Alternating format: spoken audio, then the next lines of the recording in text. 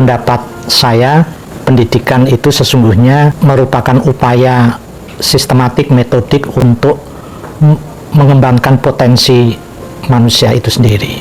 Jadi optimalisasi potensi, kemudian juga memberikan kebebasan, otonomi, sebab bagaimanapun juga yang namanya pendidikan itu adalah mengembangkan potensi yang dimiliki oleh individu, tetapi juga sekaligus memberikan otonomi. Mengembangkan potensi berarti juga mengoptimalisasi apa yang menjadi dasar dari manusia itu. Kemudian memberikan kebebasan itu juga sesungguhnya mendidik karakter untuk mempertanggungjawabkan keputusan-keputusan tindakannya yang dilakukan secara bebas. Tentu pendidikan formal bagaimanapun juga harus memperhatikan dasar-dasar pembentukan karakter ini, baik karakter yang dibentuk oleh otonomi maupun karakter yang dibentuk oleh memberikan kesempatan bagi siapapun untuk mengembangkan potensinya. Walaupun tentu saja pendidikan, khususnya pendidikan formal, itu memerlukan juga kurikulum, memerlukan juga guru-guru yang memahami metode pedagogi, ataupun juga satu atmosfer pendidikan yang memang memberikan dukungan untuk mengembangkan baik kognitifnya, tetapi jangan lupa juga mengembangkan apa yang disebut dengan afeksi, karakter, maupun juga keterampilan-keterampilan yang lain. Nah, selain kurikulum, atmosfer, dan juga sebetulnya kemampuan dari guru ataupun pendidik yang berupa kemampuan metodologi, kemampuan pedagogi untuk mendidik anak yang menjadi subjek didiknya, ini salah satunya juga sebetulnya diatur dengan tata tertib, baik tata tertib sekolah, kemudian tata tertib di kelas, maupun juga tata tertib ketika berada dalam proses belajar, ataupun juga ketika hendak diuji dalam rangka menguji kemampuan kompetensi yang sudah diajarkan, baik melalui guru, melalui kurikulum, maupun melalui atmosfer tadi. Salah satunya sebetulnya ada yang sering dilupakan, yaitu bahwa pendidikan juga memberikan kesempatan, terutama pendidikan formal, agar supaya subjek didik atau siswa ataupun murid itu juga merasa memiliki rasa kompak, merasakan suasana yang egaliter. Oleh karena itu di pendidikan formal, terutama di Indonesia, itu juga diatur dengan seragam sekolah. Dan di pendidikan formal di Indonesia terutama khususnya, seragam sekolah itu diatur dengan perbedaan warna.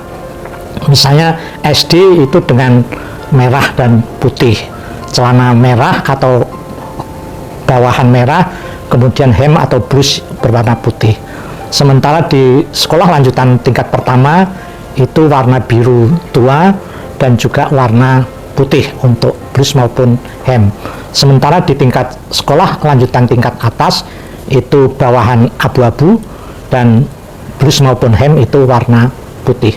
Seragam awalnya memang dimaksudkan agar ada suasana yang egaliter, tidak ada perbedaan antara murid yang satu dengan murid yang lain, subjek didik yang lain dengan subjek didik yang lain. Dan juga sebetulnya juga di dalam seragam itu juga ada atribut-atribut yang menegaskan identitas sekolah, sehingga ada kejelasan, ada sense of belonging dari subjek didik terhadap lembaga pendidikan di mana ia belajar. Nah, tentu saja walaupun baju seragam, pakaian seragam itu adalah dimaksudkan untuk juga menjaga ketertiban, mengajak agar para siswa juga merasa punya sense of belonging terhadap lembaga pendidikan di mana ia belajar, tetapi juga membangun satu suasana atau atmosfer egaliter yang tidak membedakan antara satu dengan yang lain. Nah, di dalam konteks tujuan daripada seragam itu, yang kemudian juga kita kaitkan dengan bagaimana sebetulnya tujuan pendidikan itu adalah memberikan otonomi, memberikan kebebasan kepada manusia, subjek didik itu agar dapat menentukan keputusan tindakannya, pilihan-pilihan hidupnya, dan akhirnya dengan kebebasan itu ia memiliki sikap tanggung jawab atas pilihan-pilihannya. Maka seragam, walaupun itu dimaksudkan agar ada ketertiban, ada suasana egaliter, ada suasana yang sama, atmosfer yang sama, itu tentu saja tidak boleh dipaksakan. Tidak boleh dipaksakan. Yang penting ada hal-hal yang dalam hal ini merupakan salah satu upaya untuk membentuk karakter itu sendiri. Misalnya atmosfer egaliter tentu tidak bisa dilupakan. Suasana belajar agar tidak terganggu juga tidak boleh kita abaikan. Sehingga baju seragam yang sopan, baju seragam yang tertib itu juga memang menjadi persyaratan utama, dan kesederhanaan juga menjadi salah satu syarat dan ketentuan yang barangkali bisa ditambahkan. Nah, disinilah sebetulnya baju itu tidak ada kaitannya dengan keyakinan, tidak ada kaitannya dengan ajaran agama tertentu, tidak ada kaitannya dengan kewajiban-kewajiban tertentu. Sebab kalau sudah ada upaya memaksa untuk menjadikan seragam itu menurut aturan normatif keyakinan tertentu, maka saya kira itu sudah menyalahi tujuan dari pendidikan yang saya sebutkan tadi, yaitu di satu sisi memang mengembangkan potensi anak, tetapi juga sesungguhnya juga memberikan ruang otonom bagi subjek didik, sehingga apapun alasannya, apa yang disebut dengan pemaksaan, apapun yang disebut dengan ketertiban, tetapi kemudian dipaksakan, itu sesuatu yang tidak bisa kita benarkan. Sebab pemaksaan itu sendiri, walaupun itu dengan alasan supaya tertib untuk menjamin kebaikan bahkan kebenaran agama tertentu, maka apa yang disebut dengan pemaksaan itu justru akan menumbuhkan subjek didik yang hipokrit, subjek didik yang munafik, siswa-siswa yang justru karena ia tidak memiliki otonomi, padahal otonomi itu juga salah satu tujuan pendidikan, maka dengan pemaksaan maka akan tumbuh pribadi-pribadi yang sesungguhnya keputusan-keputusan tindakan baiknya itu adalah keputusan-keputusan tindakan yang terpaksa.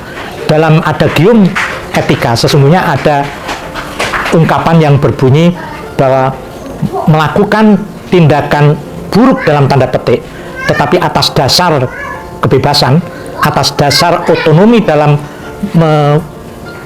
memilih keputusan tindakannya, itu jauh lebih baik daripada melakukan tindakan baik dalam tanda petik tetapi dilakukan dengan terpaksa, dengan tekanan, ataupun bahkan juga banyak orang melakukan tindakan-tindakan baik dalam tanda petik justru karena takut ditindas ataupun direpresi oleh pihak lain. Jadi pemaksaan apapun dalam dunia pendidikan, baik yang menyangkut pemaksaan kognitifnya, pemaksaan psikomotoriknya, ataupun pemaksaan afeksi atau karakternya, itu sebetulnya tidak boleh dilakukan di dalam dunia pendidikan yang ideal. Sebab itu akan menyalahi kodrat dari tujuan pendidikan itu sendiri. Saya kira begitu.